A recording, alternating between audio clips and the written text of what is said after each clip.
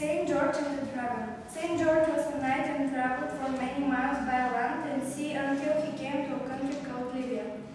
Here he met a hermit who told him that the land was in great distress as it was being ravaged by a scary dragon. Every day the dragon demanded a young girl to eat, and now the only girl who was left was the king's daughter. The hermit told Saint George that unless they could find a knight to slay the dragon, the princess would be sacrificed the next day. When Saint George heard this story, he was determined to save the princess. So that night he slept in the hermit's hut. Early the next day he set off to the valley where the dragon lived. On the way there he saw the princess being taken to the dragon, so he stopped her and told her to go back to the palace.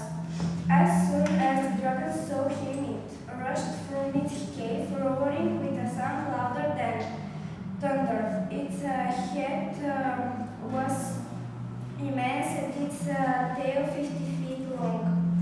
But Saint George was not afraid. He struck the monster with his spear, hoping he would wound it. The dragon's scales were too hard and his spear fell into 1,000 pieces. The dragon went to the back to beat him with his poisonous teeth, but Saint George had fallen under a magic tree which protected him.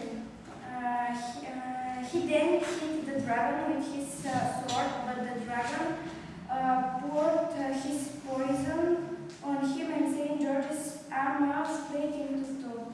Once more Saint George went to the magic orange tree and refreshed. He attacked the dragon again. This time he struck the dragon under his wing where there were no scales, and the dragon fell dead at his feet.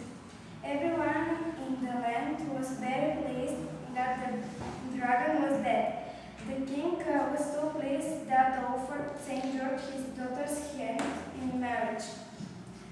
News of Saint George's bravery spread throughout the lands, and he soon became patron saint of many countries, including England.